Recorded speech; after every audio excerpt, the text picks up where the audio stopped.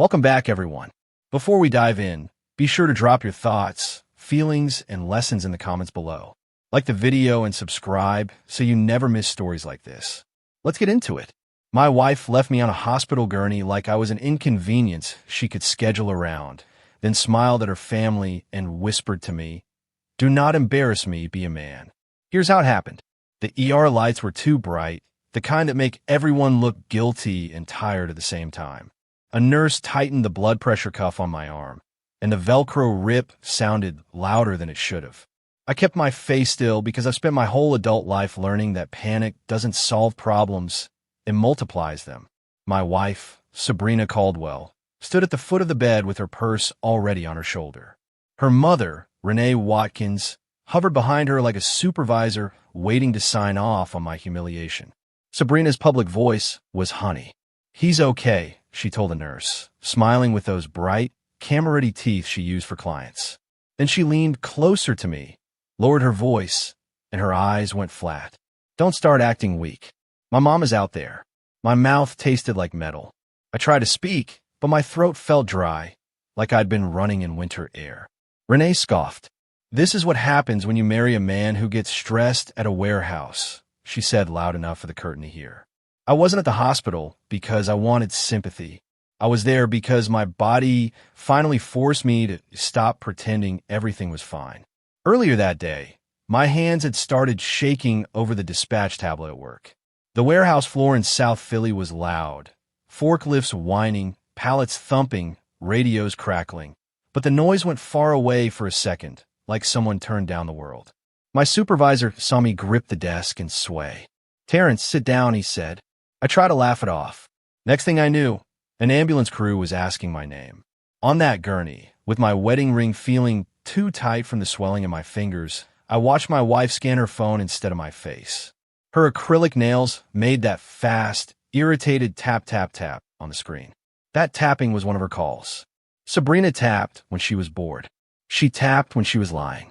She tapped when she wanted you to hurry up and stop being a problem. The nurse asked who was picking me up if I got discharged. Sabrina didn't even look up. "He'll call an Uber," Renee answered for her, like I was a child who forgot his lunch.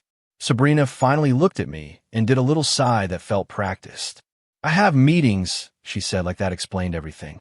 Then, with a sweet little laugh for her mother's benefit, she added, "You're fine. Don't be dramatic." I wasn't dramatic. I was trying not to fall apart in front of people who wanted to see me small. The last thing Sabrina did before she left was fix my blanket like a prop. She smoothed it, kissed my forehead like a photo op, and whispered, "Don't call me unless you're dying. I'm not babysitting." Then she stepped out, her heels clicking down the hallway, and her family followed her like a parade. The curtain swayed. The beeping monitor kept time. I stared at the ceiling tiles and felt something inside me go cold. Not rage. Clarity. That clarity didn't come from nowhere. It came from months of little cuts that never bled enough for anyone else to notice. I'm a logistics manager. My brain is built for patterns, where delays start, where problems repeat, which small mistake becomes a big failure if you ignore it. In my world, you don't wait for a catastrophe to act. You track. You adjust. You prevent it. But at home, I've been doing the opposite. I've been absorbing disrespect like it was the price of peace. Before it got ugly, it was good. Not perfect, but good in a way that made me believe in it. Sabrina and I met at a pop-up market near Fishtown, back when she was still hauling folding tables out of her trunk and smiling at strangers until her cheeks hurt. I was there with my cousin, grabbing candles for my mom. Sabrina teased me for reading the label like it was a contract. "You're the careful type," she said, laughing. "You got a spreadsheet for romance too?" I told her maybe I did. She liked that. In the early days, Sabrina called me Mr. Schedule like it was a compliment. She liked how steady I was. She liked that I always had gas in the car and money in the account and a plan for the weekend. We'd take the bus into Center City on Saturdays, split a soft pretzel, and people watched like it was a sport. She'd lean her head on my shoulder and whisper little observations about strangers' outfits, like she was narrating the city. Sometimes, late at night, we'd dance in our kitchen to old R&B with socks sliding on the floor. I'm not a romantic performer. I'm the kind of man who shows love through routines. I bring Sabrina coffee the way she liked it, light sugar, extra cream, before she even asked. I'd fill her tank without telling her. I'd wake up early, pack my lunch, and leave a sticky note on the counter. Have a good day. Proud of you. She kept those notes at first. She'd stick them in the fridge like trophies. That version of her felt like home. We got married quietly in a small church in West Philly. Nothing flashy. No viral moments. Just family, food, and a preacher who looked me dead in the eyes and said, "A marriage is protection, not performance." Sabrina squeezed my hand and smiled like she meant it. Her mother cried that day, which should have warned me, because Renee Watkins rarely cried for anything that didn't increase her influence. But I didn't question it. I wanted peace. I wanted a family. I wanted to believe. The shift started when Sabrina's business started making real money, enough for her to stop calling it a side hustle and start calling it my brand. She changed the way she spoke, not just what she said. She got sharper, faster, like everything was a negotiation and she was always trying to win. When she got stressed, she didn't get quiet like me. She got mean. And when her family saw that money, they moved closer. Renee started showing up unannounced. Cousin Naomi started helping. Everybody had opinions about what I should be doing. Renee's favorite phrase was boss energy. She said it like it was scripture. If you didn't have boss energy, you weren't worthy of respect. The first time she said it to me, we were at a diner off Baltimore Avenue, waiting for our food. Renee looked me up and down, then looked at Sabrina. "Are you really okay being with a man who clocks in for somebody else?" she asked. Sabrina laughed like it was harmless. I didn't. I stared at my water glass and tried to swallow the heat in my throat. Sabrina leaned across the table and squeezed my hand, but her squeeze felt like a warning, not comfort. "Don't take her seriously," she mouthed. Then out loud she said, "Terrence is stable." That's cute. Cute. Like I was a pet. Later in the car, I told her quietly that wasn't funny. Sabrina stared out the window and said, "You're too sensitive." She's just honest. That word, honest, became her permission slip for disrespect. The next trigger was apologies. Sabrina stopped giving them. If she snapped at me, it was my fault for pushing her. If she forgot something important, it was my fault for not reminding her correctly. If she hurt me, it was my fault for taking it wrong. One night, she accused me of flirting with a woman at my barbershop because she saw a smile in a photo on the shop's Instagram. "So you out here entertaining people now?" she asked, voice sweet but eyes hard. I told her, "That's my barber's page." She didn't care. "Men lie," she said, shrugging like it was science. "I know how y'all are." I asked, "So you don't trust me?" She rolled her eyes. "Don't make this deep."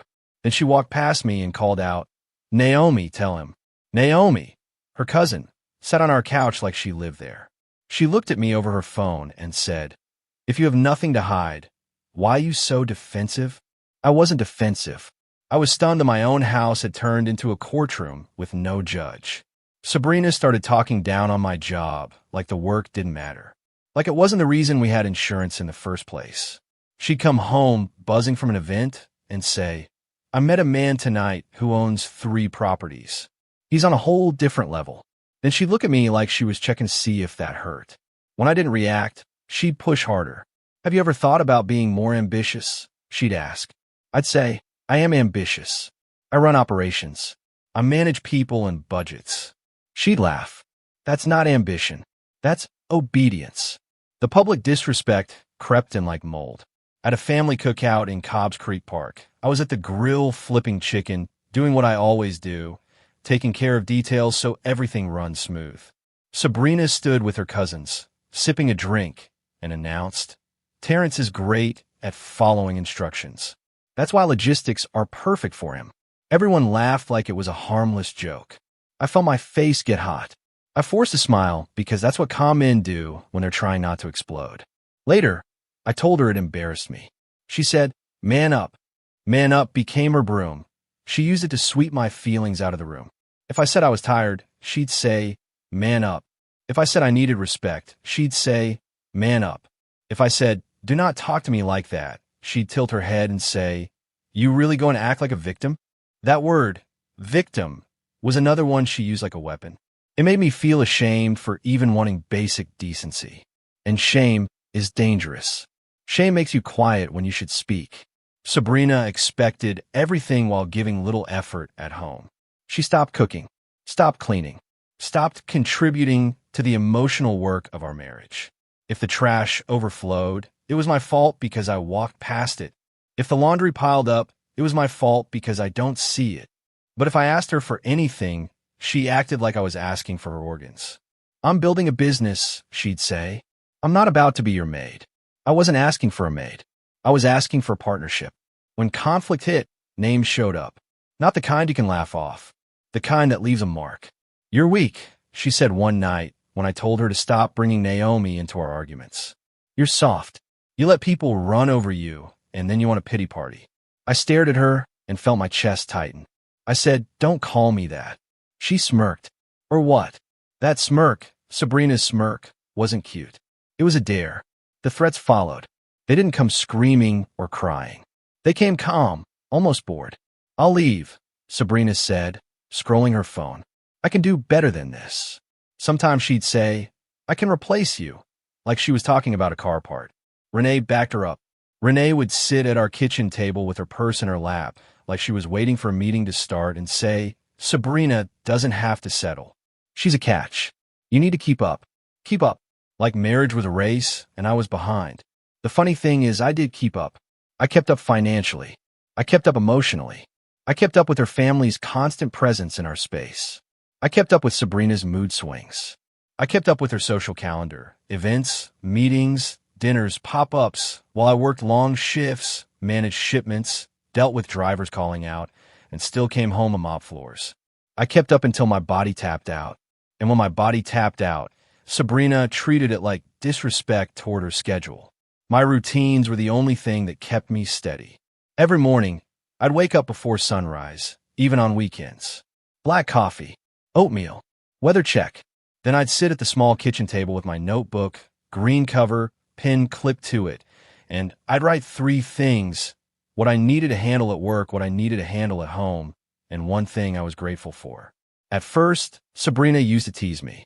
You, in those little lists, she'd say, kissing my cheek. Later, she started mocking it. Look at you journaling like a teenager, she'd say, laughing at me in front of Naomi. I ignored red flags too long. That's my flaw. I thought staying calm would inspire her to calm down too. I thought love meant patience. I thought if I didn't give her conflict to fight with, she'd eventually get tired and return to who she used to be. Instead, my calm became a target. They treated my quiet like weakness and kept pushing to see where I'd break. The cruelest part is that I didn't break loudly. I broke up privately. I broke my chest, in my sleep, in the way my hands started shaking at work. The hospital incident didn't just happen. It was the end of a long chain. The week before, Sabrina accused me of hiding money because I told her we needed to slow down spending. She wanted to invest in new event equipment, lighting rigs, backdrops, a van. We're doing this, she said. I asked to see the numbers. She stared at me like I insulted her. You don't believe in me, she said. You're jealous. Jealous. Me, the man paying half the bills and washing her dishes. I told her I'm not jealous. I'm careful. She snapped. Careful is another word for scared. Then she called Renee, put her on speaker like she needed reinforcement. Renee's voice boomed through our kitchen. Terrence, you holding my daughter back. I've seen men like you. You want her to stay small so you can feel big. I try to speak. Sabrina cut me off. Don't argue with my mom, she said. You always make things worse. That's when I felt it.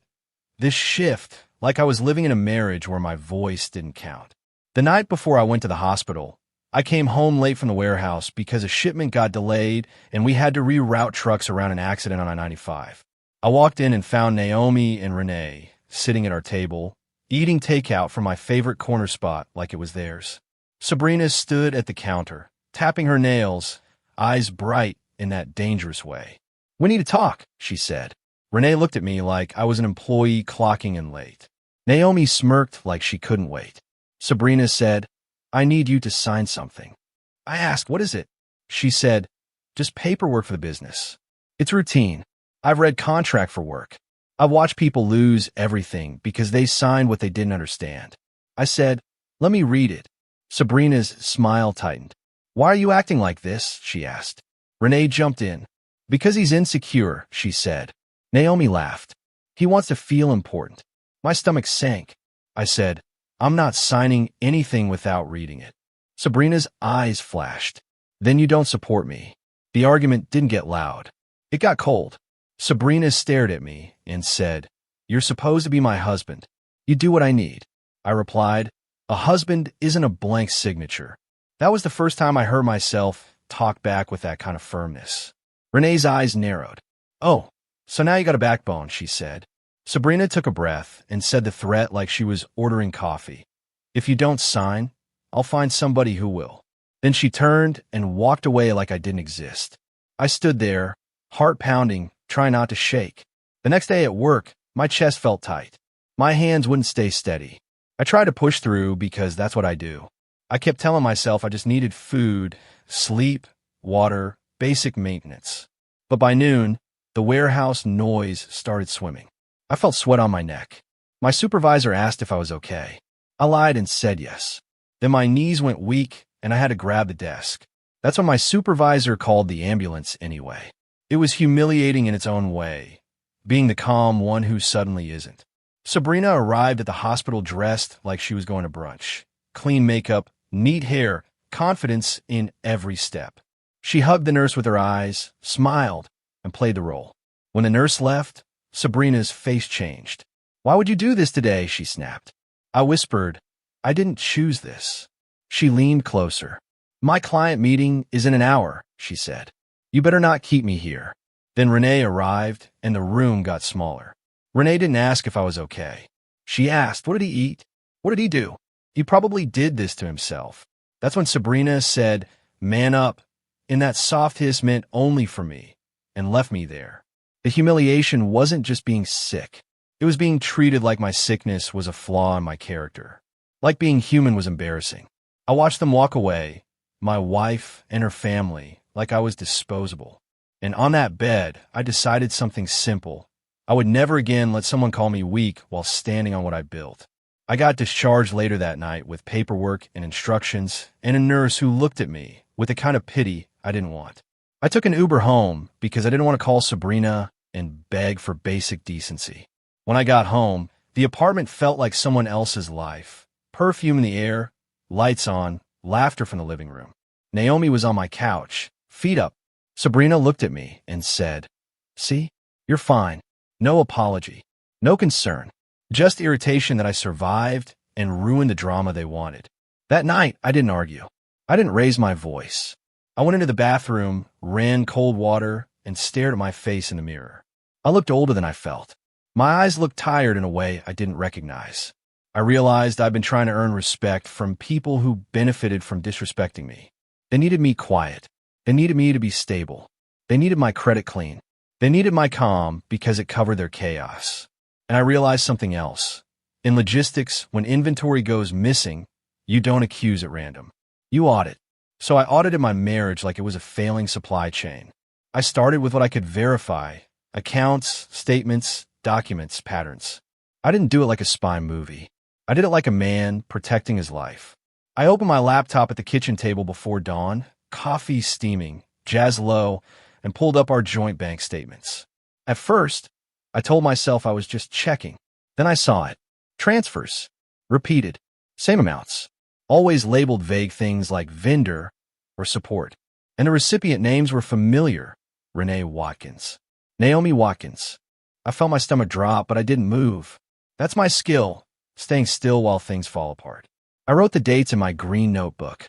I highlighted them in a spreadsheet the way I highlight delayed shipments. I cross-referenced those transfers with Sabrina's event calendar. In weeks, she claimed she was struggling. The transfers increased. On weeks, she came home bragging about big clients. The transfers still happened. It wasn't one mistake. It was a system. And systems don't happen by accident. I checked her credit. That's when I found the first crack that turned into a canyon. A new account I didn't recognize. A business line of credit with my name attached. I stared at the screen so long my eyes burned. I told myself it had to be a mistake. but the numbers were too real. The inquiries were too recent. I felt that familiar warehouse feeling. The moment you realize a whole pallet is missing and someone has been lying about it. I didn't accuse Sabrina yet. I gathered facts. Over the next week, I became two versions of myself. At work, I was Terrence, the calm manager, steady voice, making sure deliveries landed where they were supposed to. At home, I was quiet, observant, listening. I watched Sabrina's habits. The tapping nails when she got nervous. The way she kept her phone face down around me. The way Naomi always found a reason to be in our apartment, posted up like a guard. I watched Renee's eyes track our kitchen like she was evaluating what she could take. And I stopped explaining myself. Sabrina noticed. "Why are you so quiet?" she asked one night, chewing on the end of a straw like she was bored. I said, "I'm tired." She smirked. "Tired of what? You don't do anything." I almost laughed at the absurdity. Instead, I nodded slowly and said, "Okay." That made her uneasy. Sabrina thrived on reaction, defensiveness, pleading, anger. When I gave her nothing, she had to sit with her own noise. She started pushing harder, throwing sharper insults like she could shake a response out of me. She tried to bait me in front of people too. At her cousin's birthday dinner in a small restaurant near University City, Sabrina raised her glass and said, "Shout out to my husband, who thinks spreadsheets are a personality." Everybody laughed. I smiled politely. Renee added, "He should spread his way into a promotion." Naomi giggled. I kept my face calm and said, "I like order." That was it. Later, Sabrina snapped in the car. "You think you are better than us?" I said quietly, "No. I think I'm done being laughed at." That sentence changed the air. Sabrina's voice went soft, dangerous soft. "You're not going anywhere," she said. "You couldn't even survive one hospital visit without making it everybody's problem." I stared ahead at the red lights, hands steady on the wheel, and felt something settle in me. Not hatred, decision. I met with a credit counselor first because I wanted facts and options, not emotions. Then I met with a lawyer. I didn't tell Sabrina. I didn't threaten. I just moved. The lawyer was a black woman with a calm voice and a look that said she'd seen men like me coming too late. She asked, "Have you signed anything you didn't read?" I said no. She nodded. "Good. Now we document everything." She told me to freeze my credit. She told me to separate finances. She told me to stop sharing access. The next morning, I changed my direct deposit at work.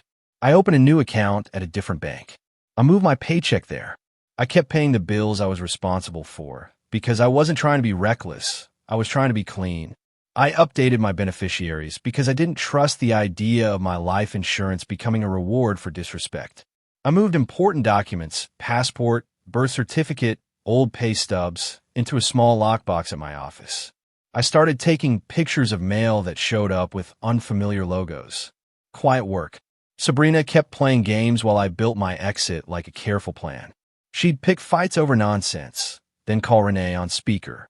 "Tell him," she'd say, and Renee would come in hot. "Terrence, you are replaceable," Renee said one afternoon while I was washing dishes. "Sabrina is a star. You are background." Sabrina watched me like she wanted me to snap. I kept washing the dish. I said, "If you're a star, you don't need to dim anybody to shine." Sabrina slammed her palm on the counter. "Stop talking like you're wise," she yelled.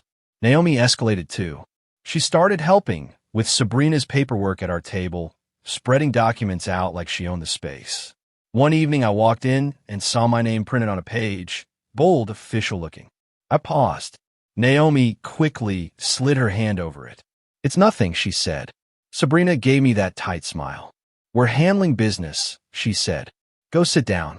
That was the moment I knew it wasn't just disrespect. It was a strategy. They wanted my name attached to Sabrina's business like a safety net. They wanted my clean life to absorb their risk. I didn't confront them at that moment because I wanted them to be careless.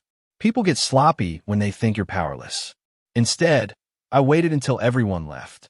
Then I checked the trash. That's not glamorous. That's real.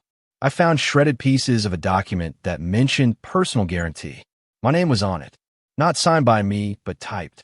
I felt a cold spread through my arms. I sat at my kitchen table in the dark and listened to the refrigerator hum. That hum felt like the only honest thing in the room. Over the next few weeks, the consequences started unfolding, slow, like a leak turning into a flood. Vendors began calling the house phone, asking about payments Sabrina claimed were sent. Sabrina would roll her eyes and say, "They're dramatic." Then she'd call them back in her sweet voice and say, "It's processing." Processing became her favorite lie. Then chargebacks hit. I saw the notifications in our joint account. Money yanked back, fees stacking. I asked Sabrina about it calmly. She snapped, "Why are you watching my money?" I said, "Because it's touching my life." She said, "You don't control me." That's when I understood how she saw marriage. To Sabrina, marriage wasn't a partnership. It was accessible. Access to stability. Access to credit. Access to a man who would take it quietly while she looked good. And her family backed that because they benefited too. When Sabrina's business was up, Renee bragged about it like she'd built it. When it was down, they wanted my name to catch it. I found the cleanest proof in the most ordinary place. An email Sabrina forgot to log out of on her home laptop. A bank message about adding an authorized user. My name. My social life. My information. It wasn't a romantic betrayal. It was worse. It was someone weaponizing my identity while treating me like I didn't deserve respect. I printed it. I saved it. I sent it to my lawyer. Then I closed the laptop and made dinner like I wasn't standing in the middle of my own quiet disaster. Sabrina thought my calm meant I didn't know. She got bolder. One night she said, "We should upgrade. This apartment is embarrassing." I asked, "With what money?" She laughed. "Money is everywhere when you know how to move," she said. Then she added, looking me up and down, "You wouldn't get it. You think small." I tasted bitterness in my mouth, but I swallowed it. I asked, "Are you threatening me again?" She shrugged. "I'm just telling you the truth." 2 months after the hospital, I moved out without a dramatic scene. I chose a small apartment in Cherry Hill, quiet street, clean kitchen, no constant visitors. I did it like a man relocating inventory, one box at a time, essentials first, no chaos. I took my clothes, my notebooks, my grandmother's watch, and the framed photo of my late father. I left the couch, the TV, and the extra dishes. Let her keep the props. I kept the peace. The first night of my new place, I cooked rice and chicken and ate standing up because I didn't own a table yet. I felt lighter anyway. Sabrina didn't notice at first how serious it was because she always believed I would come back. She sent a few texts. "Where are you?" Then stopped playing. Then, "You better not embarrass me." That line made me laugh for the first time in weeks. She still thought my biggest fear was public perception. She didn't understand that I had crossed into something deeper, self-respect. The cold karma didn't arrive as fireworks. It arrived as a phone call that turned Sabrina's world gray. I know because she called me right after, voice cracking, trying to sound controlled. "Terrence," she said, "something's wrong with my account." I didn't respond immediately. I let silence do what it needed to do. Then she rushed the words out. "They froze it. They said there are irregularities.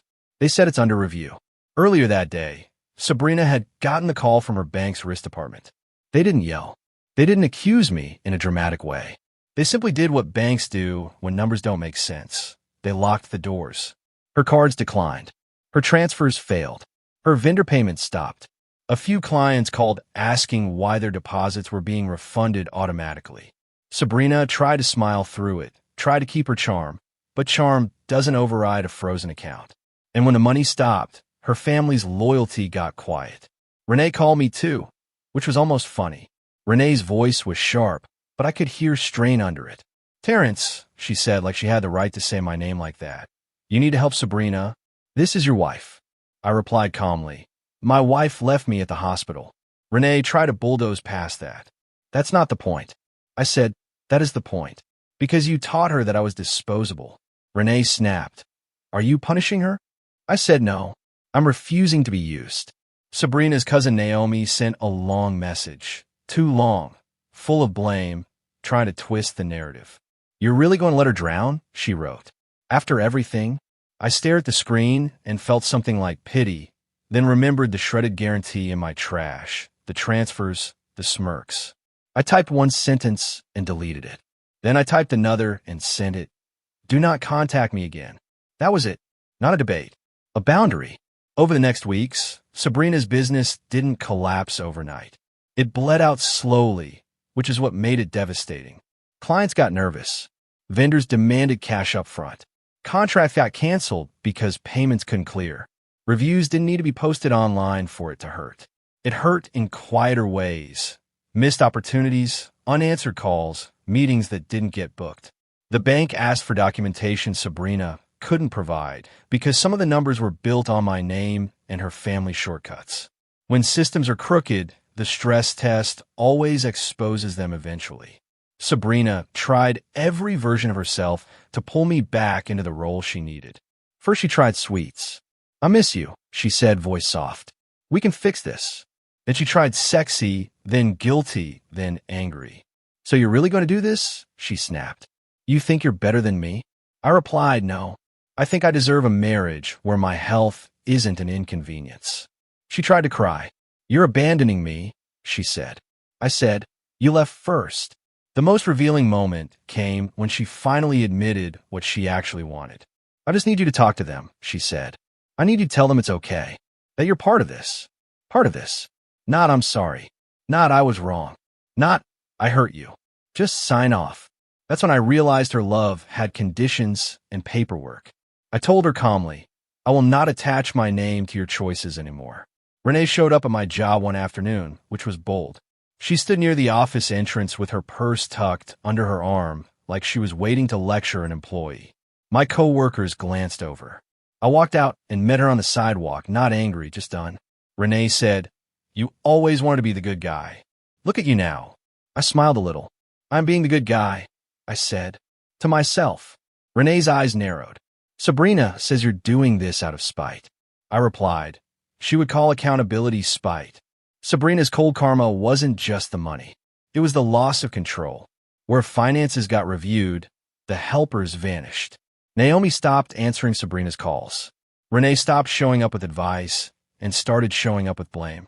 Sabrina had to sit in the silence she used to throw at me.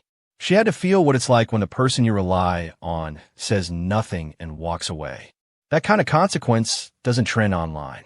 It just changes your life. My life got quieter in a different way. I kept my routines, but they felt like they belonged to me again. I bought a small table and put it by the window. I cooked real meals instead of eating standing up.